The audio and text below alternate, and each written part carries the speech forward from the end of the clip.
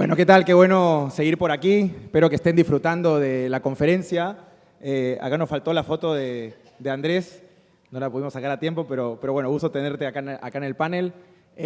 A ver, un poquito la idea de acá es conversar, hablarle un poquito a todas esas personas que están empezando a invertir, que están pensando en algún día hacer un fondo de Venture Capital, o que dicen, oye, ¿qué tengo que hacer o qué se tiene que hacer para tener un fondo de Venture Capital, empezar a invertir en startups? Acá hemos querido contar un poquito el viaje, es un viaje en realidad para llegar a ser un fondo. Todos tienen distintos backgrounds y distintas formas de empezar. Acá tenemos, por ejemplo, fondos que han levantado hasta fondos de 70 millones. Pedro Pablo, que en Magma han levantado fondos más pequeños, pero varios fondos con un track record importante. Italy, que además tiene una estrategia bien importante en potencia, donde invierten en fondos y también startups directamente con mucho foco de impacto. Y nosotros, que somos acá el pequeñito de la casa, con un fondo muy pequeño que hemos empezado a invertir ya este año bastante activo en Latinoamérica. Así que nada, la idea es un poquito empezar a hablar de todos esos retos que están alrededor de construir un fondo. Quería empezar ahí por Andrés, un poquito que nos cuentes el origen de Da Venture City, cómo llegaron un poco al estadio en el que están ahora, cómo ha sido ese camino hasta ahí. Sí. Bueno, pues lo primero, muchas gracias a Perú Venture Capital por la invitación y por unirme a este panel. Nosotros somos un fondo americano basado en Miami, invirtiendo en Estados Unidos, en Latinoamérica y en Europa. En total gestionamos unos 150 millones entre diferentes vehículos. Quizá el último al que te referías ha sido ese fondo de 72 millones que invierte en Series A, ticket entre 1 y 4 millones en compañías de software que estén escalando globalmente y solucionando un problema que afecte a varias regiones. Aquí en la región tenemos 25 compañías, alguna coinversión con mis compañeros de mesa, como Floris, una gran compañía en Estados Unidos ahora, ¿verdad? Y básicamente nuestro valor añadido, por lo que empezamos a lanzar de Venture City hace ya 6 años, es porque entendíamos que había un gap muy importante en operadores invirtiendo, que es lo que todos hemos sido antes, hemos estado en el terreno, montando nuestras propias compañías o dirigiendo equipos de crecimiento en tech companies como Facebook o Pinterest en todo el mundo. Vimos la oportunidad y hasta el día de hoy pues, somos una compañía de unas 22 personas con 110 empresas invertidas en esos 3 continentes. Buenísimo. Pero por el lado de ustedes, ¿cómo fue ese camino? Ustedes han tenido ya varios fondos, sé que tienen distintos tamaños. Ahí cuenta un poquito cómo fue esa decisión de ir escalando poco a poco y por dónde se han querido quedar o dónde encuentran ese sweet spot de repente para ustedes. Sí, primero de nuevo, muchas gracias por la invitación, muy feliz de estar acá. Y creo que también la lección es para incluso los fundadores de startups. Nosotros pensamos en Magma, que también es como una empresa, una startup, y partimos con un concepto que nos gusta mucho hablar con los fundadores, que es como skin in the game. Y el primer fondo fue full skin in the game. Partimos con dinero propio, básicamente Nathan Lustig, mi socio, y Francisco Sáenz, un family office local. Invirtieron para experimentar 2.5 millones de dólares y dijeron, ok, si esto funciona, vamos a levantar el segundo fondo, ¿no? Entonces, como full skin in the game, y yo entro al juego el 2018, después de haber vendido un negocio el 2014 en Chile. Pasé un par de años en Techstars también, cuando vivía en Austin.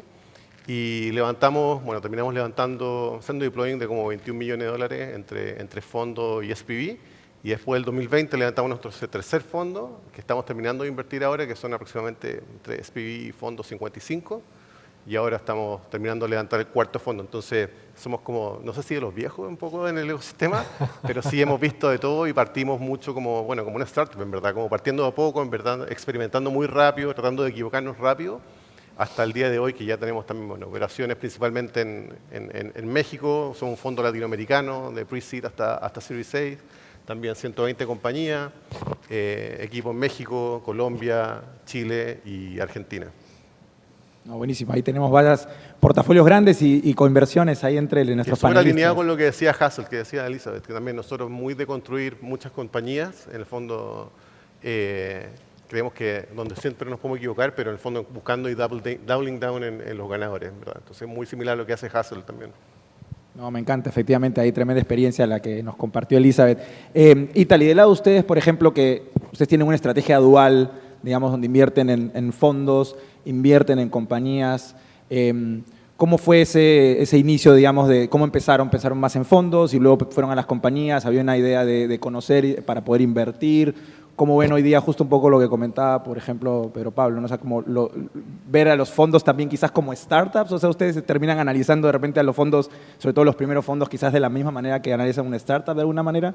Sí, muchas gracias por la invitación. Es mi primera vez hablando en español para el público, entonces que si necesito voy a cambiar para inglés.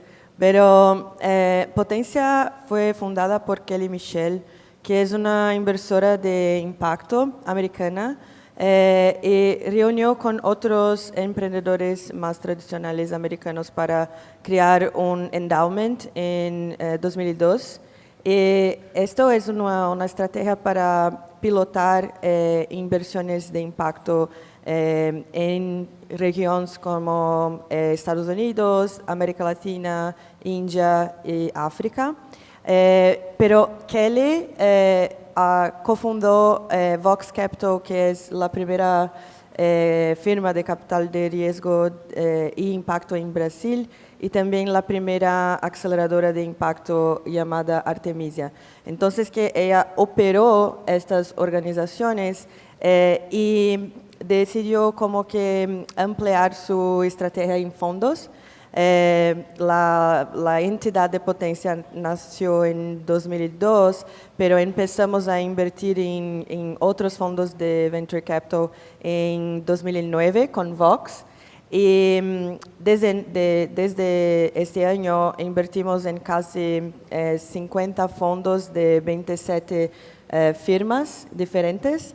Y tenemos como que inversiones en fondos de Brasil, México, ahora Paraguay, Argentina, Estados Unidos, India y Tanzania. Pero en los últimos como que 3 a 4 años enfocamos más en América Latina y Estados Unidos porque nosotros tenemos más conocimiento de esas regiones. Entonces, que con los fondos aprendemos mucho con los fund managers y apoyamos emerging fund managers. Y entonces pensamos, hay compañías, hay startups que los fondos tradicionales y también los fondos tradicionales de impacto, por tener 10 años de window, no pueden como que apoyar, invertir en algunas startups que crean impacto, pueden ser sostenibles, pero no van como que a explodir de crecimiento. Entonces, en 2017 empezamos a invertir directamente en startups, más impacto, y hoy como que 65 a 70% de nuestro portafolio está alocado en fondos, el 35 o 40% en startups, pero el tiempo que pasamos en cuanto en la gestión es mucho más, es el contrario. Pasamos mucho más tiempo apoyando los fundadores de las startups que los fund managers, pero ayudamos los fund managers a hacer el primer close, el first closing, muchas veces, y buscamos fund managers que son diversos, especialmente en los últimos 3 años. Buscamos fund managers en firmas que tienen diversidad de género, diversidad étnica. En los Estados Unidos, por ejemplo, invertimos en muchos fondos que son creados por latinoamericanos. Y vemos una oportunidad muy grande en Latinoamérica para expandir no solo el impacto, pero el apoyo a personas que no tienen, como que se dice, el tradicional perfil para ser inversionistas, pero tienen potencial, mucho potencial. Entonces queremos como que desarrollar este potencial en los fund managers que apoyamos.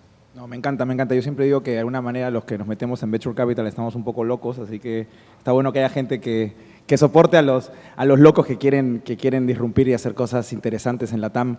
Yo quiero hablar un poco del tema del tamaño de los fondos. uno cuando empieza dice, oye, veo fondos de 50, de 70, de 20, de 15. ¿Qué tengo que pensar en tamaño de un fondo? ¿Hay un tamaño mínimo para hacerlo sostenible? ¿Hay un tamaño ideal en términos de equipo, por ejemplo, o de foco? ¿Cómo ven, por ejemplo, el tema de la tesis? Claramente, a un fondo pues, mucho más grande tendría que cambiar un poco de repente las etapas, los tamaños de tickets. ¿Cómo ven, por ejemplo, ahí, Andrés, en caso de ustedes que han tenido un fondo bastante grande? ¿Cómo llegas a eso? ¿Cómo ves ahí ese camino en términos de tamaño? Bueno, nosotros hemos tenido fondos de 10 millones, de 50, de 75, o sea que hemos trabajado en tesis muy diferenciadas. Yo creo que tiene mucho que ver con el stage en el que estás invirtiendo. Si estás haciendo series stage tienes que estar mucho más diversificado. Si estás haciendo series A quizá menos diversificado, pero tienes que ser capaz de dejarte un porcentaje todavía más amplio para los follow-on. Eso fue un aprendizaje de nuestro fondo 1. Quizá dejamos poco dinero para los follow investments y en cambio en el fondo 2 que hicimos reservamos mucho más capital porque al final el negocio va de invertir en las buenas compañías, ¿no? No es tanto que todas sean buenas, sino que seas capaz de invertir en las que son mejores de todo el ecosistema, que son las que te van a devolver el fondo, ¿no? Entonces, una vez que has seleccionado estas, tienes que tener suficiente capacidad de inversión para invertir, duplicar la apuesta en esas compañías, ¿no? Entonces, eso con respecto a la estrategia, diversificación, etcétera. Con respecto al tamaño, yo creo que no hay una respuesta general para esa pregunta. Quizá tiene que ver mucho con la filosofía de inversión que estás teniendo y también el espíritu de los managers, ¿no? Yo creo que vosotros lo has contado muy bien, ¿no? Empezasteis con una tipo de experimentación, ¿no? Eso no requiere grandes capitales, sino que lo que quieres es empezar a ganar track record, crear confianza en el ecosistema, que todo el mundo vea que eres capaz de traer valor a la mesa y para eso no necesitas fondos grandes de 50 o de 300 millones.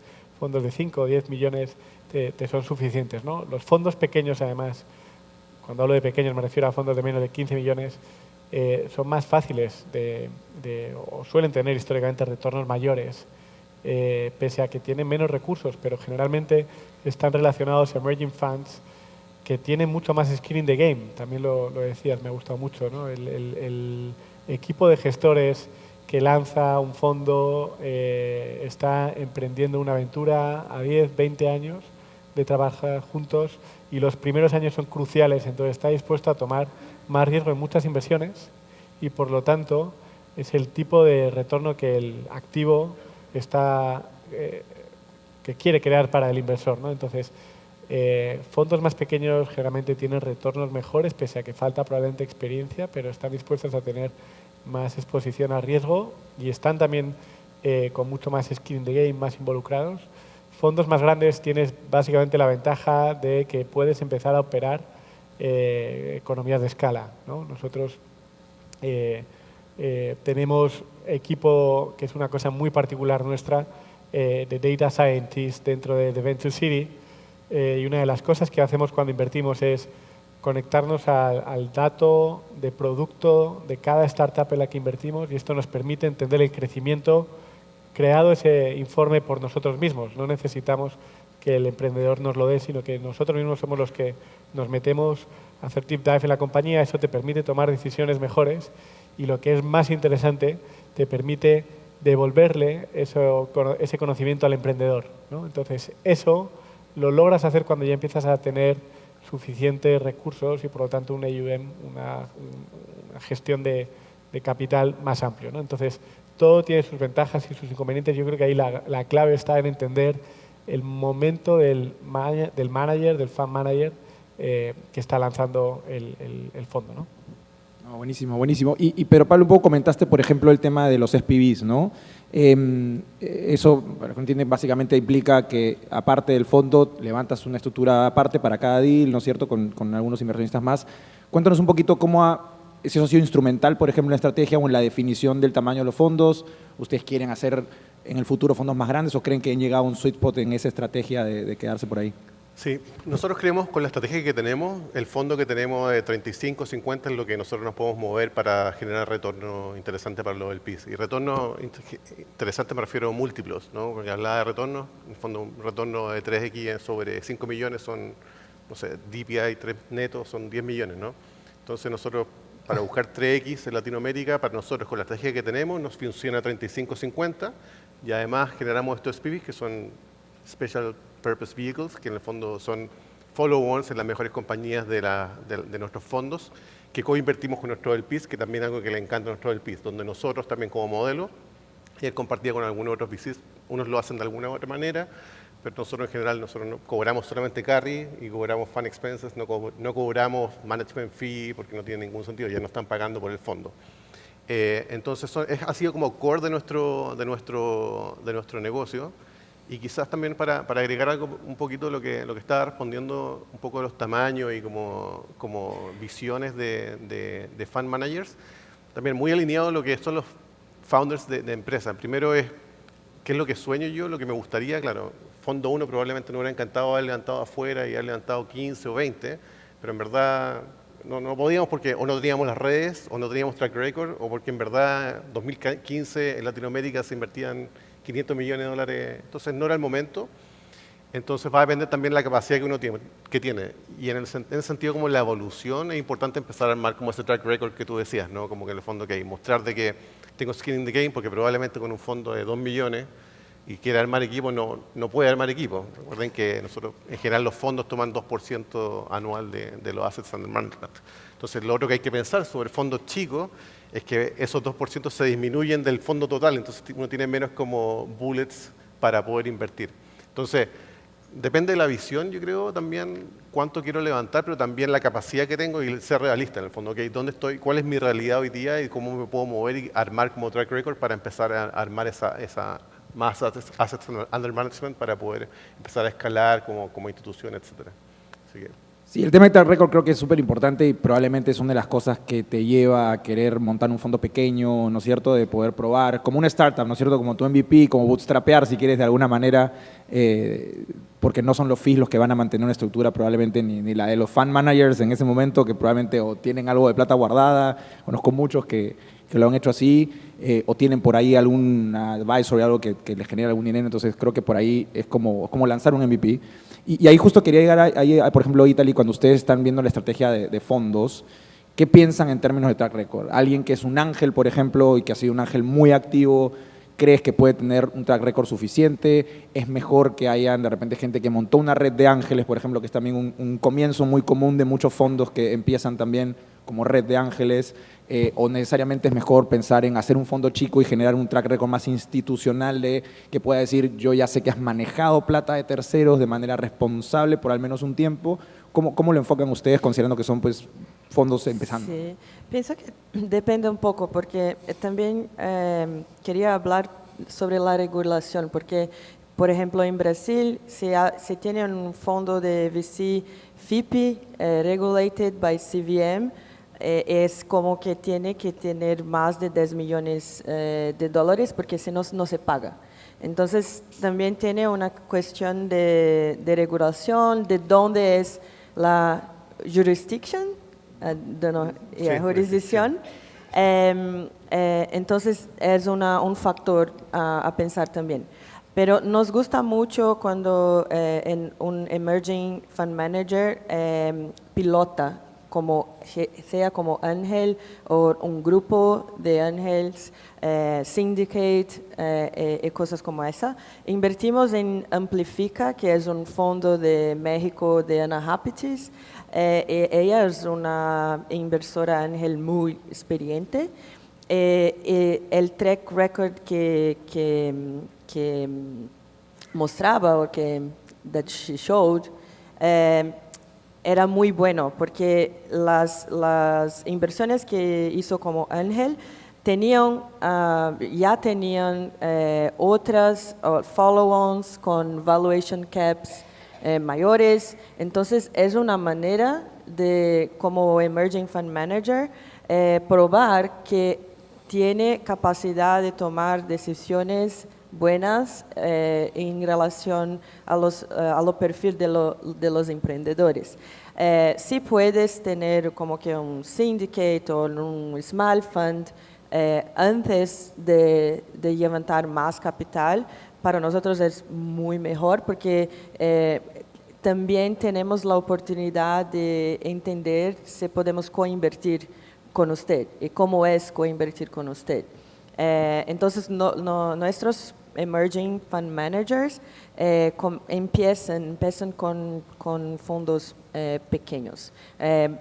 Anahapichis como que levantó más de 10 millones de dólares, pero fue muy, muy difícil porque tiene el contexto del mercado, pero también es una solo GP mujer.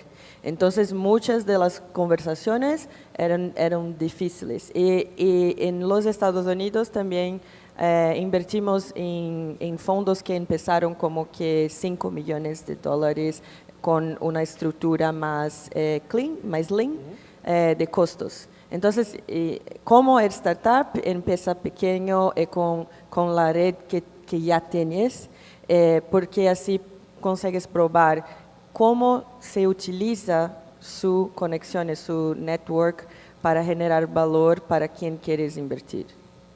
Y ahí, por ejemplo, en términos de background, o sea, hablábamos mucho de que ustedes, y creo que ahí comparten, por ejemplo, mucho enfoque de underrepresented founders, ¿no? Como que no necesariamente vengan del típico background usual, digamos. Pero ¿qué más allá de eso, qué les interesa ver? Por ejemplo, que hayan sido operators, que hayan sido founders, que tengan algún background en alguna industria específica donde se enfoca el fondo, si va a ser climate, pues vengo de una industria ahí, o ¿qué es lo que, por ejemplo, valoran más, por ejemplo, considerando que el track record va a ser igual corto, probablemente estamos hablando de los primeros fondos? Pienso que es una combinación, pero cuando, por ejemplo, en el ejemplo de Amplifica, es una inversionista muy tradicional que también trabajó en el mercado financiero, pero cuando miramos para Avalanche, que es un fondo que invertimos en los Estados Unidos, es una solo GP, también mujer, pero operadora, como que emprendedora. Entonces, es más como que una combinación de lo que tú tienes como profesional, como experiencia profesional, y más lo que tienes en su network.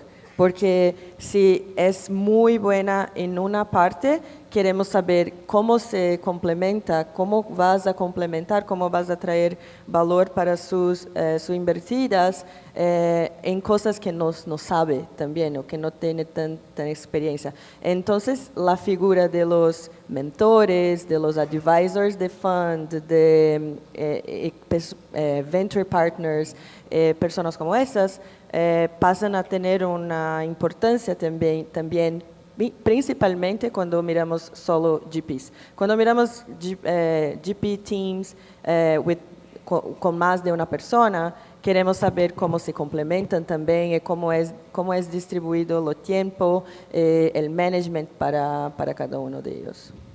Y ahí, Pedro Pablo, por ejemplo, ustedes en términos de equipo, ¿cómo sienten que se complementan? ¿Qué tuvieron que, digamos, contratar de equipo en los últimos fondos, por ejemplo, para complementar su estrategia? ¿Cuál ha sido el challenge ahí? Creo que, bueno, Nate y yo somos exfundadores. Creo que filosóficamente compartíamos de cómo veíamos la región. Cuando nos juntamos, podría contar una historia gigante, en verdad, cómo nos juntamos, pero nos juntamos en Houston cuando yo vivía en Austin. Y filosóficamente éramos dos fundadores, nos gustó a mí me gustó lo que estaba haciendo Nate. Yo venía saliendo de Techstars todavía.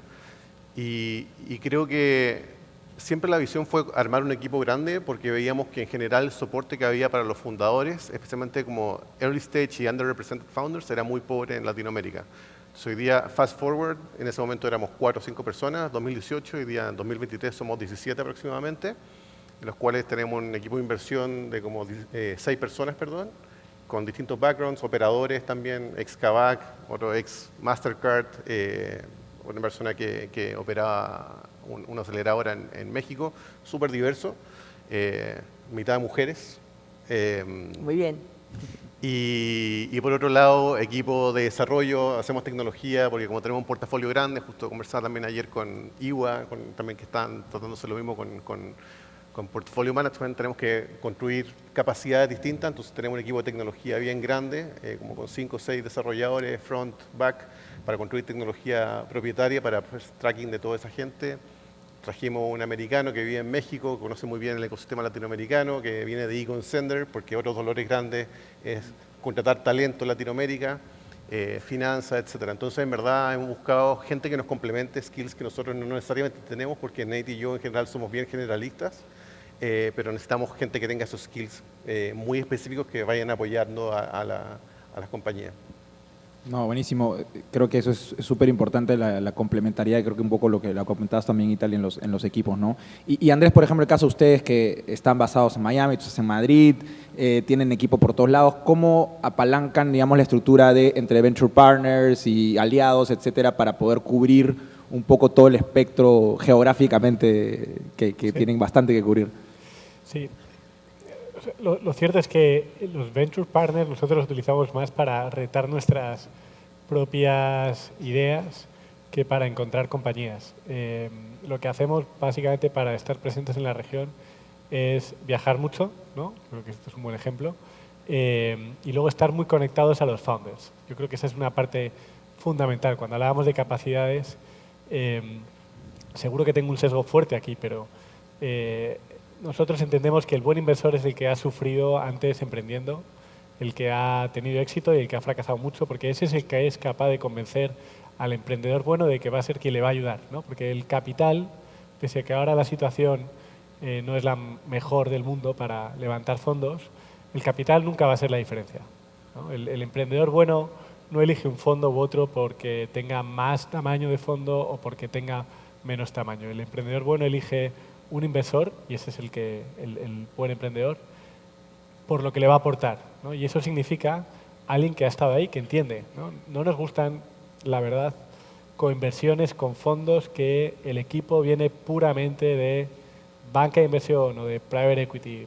Entienden muy bien cómo hablar a sus clientes, a los LPs, pero les falta la visión de cómo hablar al emprendedor, que es el que le va a dar los retornos. El retorno no se lo va a dar nunca el LP, el retorno se lo va a dar el emprendedor, ¿no? Y el que va a ser capaz de cambiar una industria es el emprendedor, ¿no? Entonces, nosotros cuando hablamos de Venture Partners buscamos gente que nos aporte valor operacionalmente, ¿no? Tenemos a Katia Skorobogatova, de Rusia, como podéis imaginar por su apellido, que dirigió el equipo de growth de Facebook, de WhatsApp durante muchos años, ¿no? Tenemos a Andy Areitio, que ha sido 3 veces emprendedor y de éxito dentro de Europa y fuera. Ahora está en Estados Unidos lanzando una nueva compañía. Tenemos a Guillermo Cortina, que también ha estado trabajando. Toda esta gente, todo lo que hace con nosotros es retarnos en las ideas, las decisiones de inversión y apoyar a las compañías, ¿no? Ese es el valor que nosotros buscamos, que pensamos que es el que le acabará dando mayor impacto en el ecosistema y al final del día mayor retorno a nuestros inversores.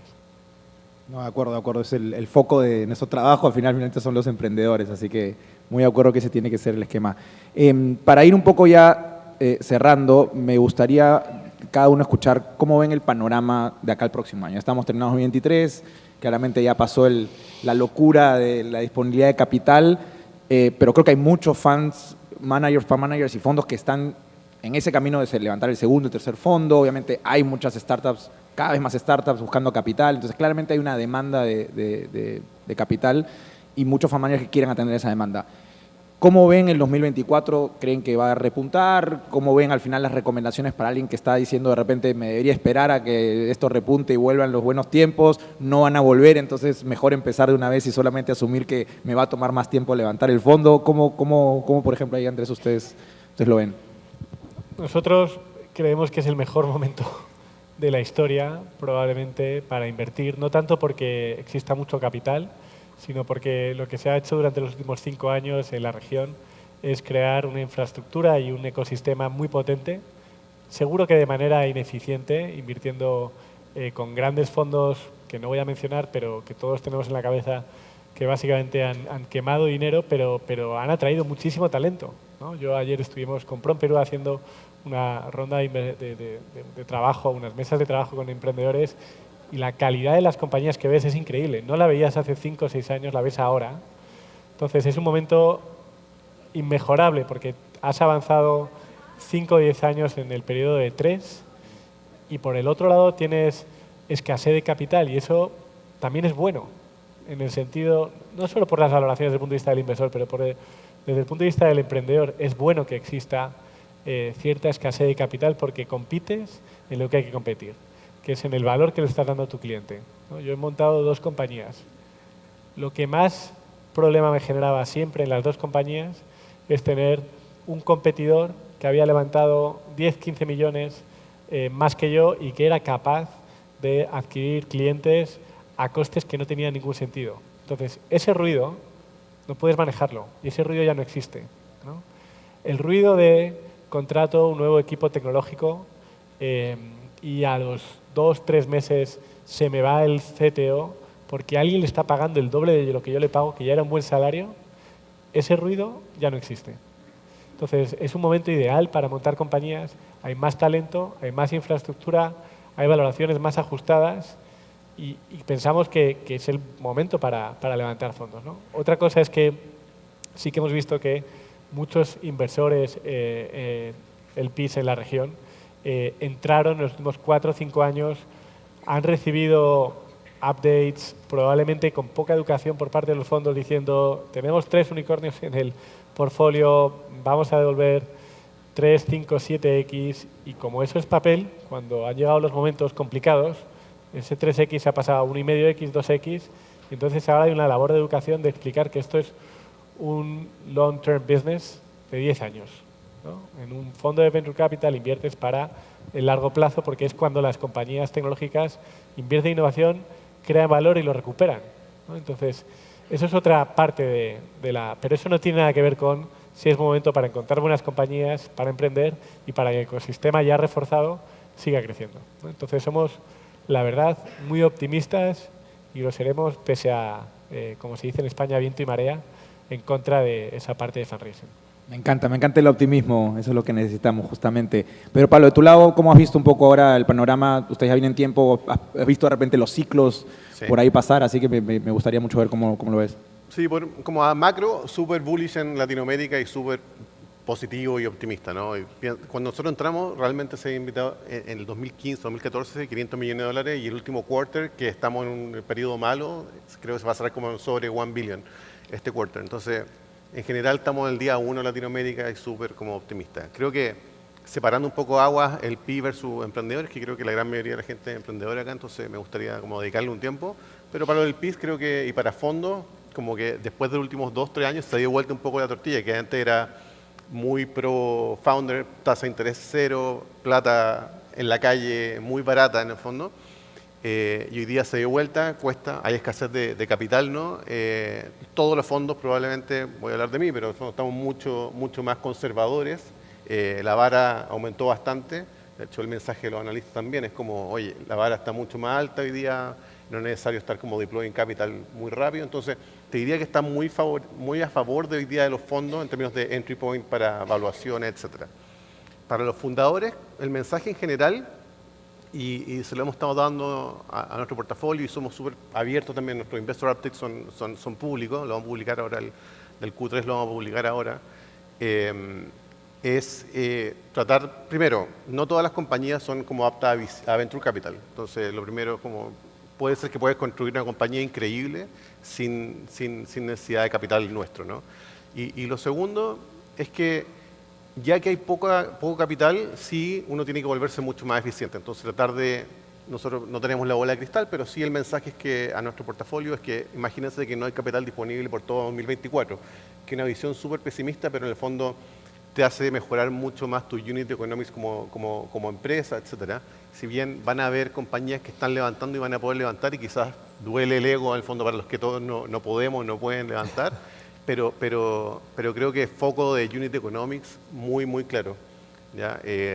Depender de uno mismo, muy importante, y pensar como ponerse en el peor de los escenarios y hope for the best, ¿no? Como que eventualmente sí, se puede levantar, pero en verdad mucho del dry powder que se habla que hay disponible, en verdad ese dry powder está ya un poco comprometido para las compañías mismas del portafolio. Entonces, operar como, en el fondo, con lo mínimo probar tus hipótesis rápido, equivocarte rápido, moverte rápido, es clave para lo que nosotros estamos viendo. No, me encanta el mensaje. Y para ir cerrando contigo, Italy, tú que digamos, ya estás viendo la inversión como fondo, digamos, en fondos, ¿qué recomendación tienes para los fund managers que están empezando a buscar, que tienen que ser optimistas? ¿Qué deberían pensar en hacer en esta época? Me gusta el optimismo pragmático, entonces que sí, es muy difícil levantar un fondo de venture capital en Latinoamérica. Si miras para las tasas de interés y se compara, es muy difícil competir, pero tiene muchas personas interesadas en este campo. Pienso que no debería esperar para, si quieres levantar un fondo, no debería esperar, pero prepárate para pasar muchos meses levantando capital. Invertimos este año en Winnipeg, I think, que son de la región, y vemos como nuestros fund managers también llevan tiempo para levantar su capital. Entonces, que sí, keep optimist, but very pragmatic about it. Y tiene que tener una estrategia que puedes probar que hace sentido para los mercados que estás mirando, para los emprendedores, los perfiles de emprendedores que quieres apoyar y también para el equipo. Entonces, tienes que construir una narrativa en un track record y si empieza con cheques más chiquitos, como dije, es mejor. Y también se tiene más network con otros emerging managers, otros fund managers, vas a entender mejor los ratos del journey. No, me encanta porque creo que justamente la colaboración es una de las cosas más importantes. Creo que yo siempre digo, no siento que con los demás fondos no somos competencia de nada, al contrario, siento que somos todos súper complementarios y creo que se está generando un ambiente de colaboración muy grande justamente entre Manager Fundings en la TAM. Estuvimos en Santiago, por ejemplo, la vez pasada con muchos fondos de varios países de la TAM. La verdad que todos con mucho ánimo de seguir colaborando, así que nada, me ha gustado haber podido compartir este panel con ustedes. Creo que ahí nos podemos quedar mucho rato hablando de muchísimas cosas más. Ahí los invito a que puedan interactuar con nuestros speakers luego. Creo que muchos de los temas que hemos tocado, por ejemplo, el tema del profitability, de convertirse en más sostenibles, tenemos paneles justamente que tratan de eso, así que vamos a tener mucho que hablar. Pero nada, estoy muy contento de haber podido tenerlos acá, de compartir tremenda experiencia de ustedes con todos los asistentes. Así que nada, muchas gracias. Un aplauso para nuestros panelistas, por favor. Gracias.